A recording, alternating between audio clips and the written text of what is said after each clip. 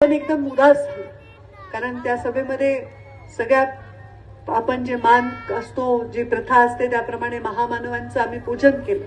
छत्रपती शिवाजी महाराजांचं पूजन केलं, ज्यांच्यामुळे आपण इथे स्वाभिमानाने श्वास घेतो. या भारतामध्ये छत्रपती शिवरायांचं योगदान कोणीही विसरू शकणार नाही. त्यांच्यामुळे हिंदवी स्वराज्याची स्थापना आणि त्यांच्यामुळे आजही स्वाभिमानाचा बाणा आपल्यामध्ये आहे. त्या छत्रपती शिवरायांचं पूजन केलं.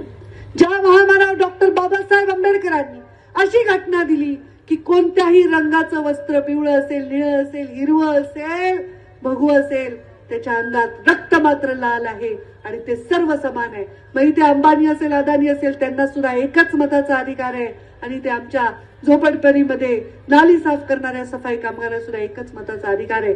सर्वांना न्याय सारखा, समान न्यायाची भूमिका घेऊन महामानव डॉक्टर बाबासाहेब आंबेडकरांनी सांगितलं, शिक्षण हे वाघिणीचं दूध आहे, जो पितो तो गुरगुरल्याशिवाय राहत नाही. म्हणून वंचित समाजांना शिक्षण, पोषण याची व्यवस्था करणारी सहिष्णू घटना त्यांनी आपल्याला दिली.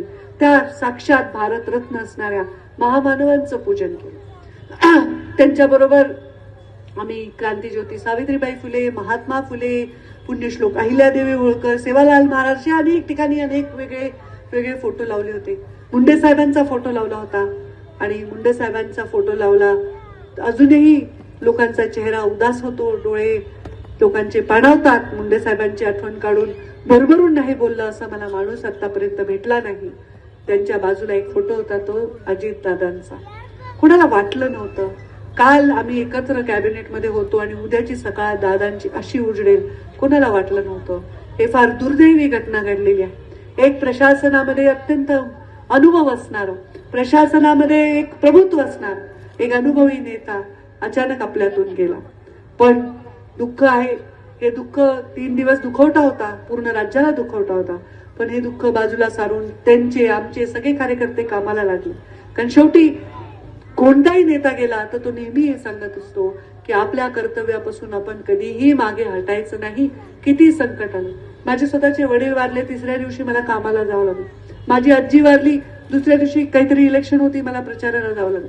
माणसाला राजकारणामध्ये बाहेरून दिसतं की अरे यांच्या आजूबाजूला बॉडीगार्ड आहेत, हे तर विमानाने फिरतात, हेलिकॉप्टरने फिरतात.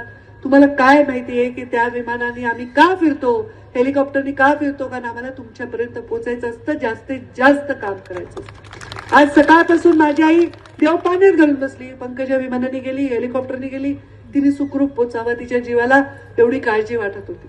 कारण शेवटी त्याची ती पण बाजू असते. कुठल्याही अशी वेळ कोणावरही येऊ नये.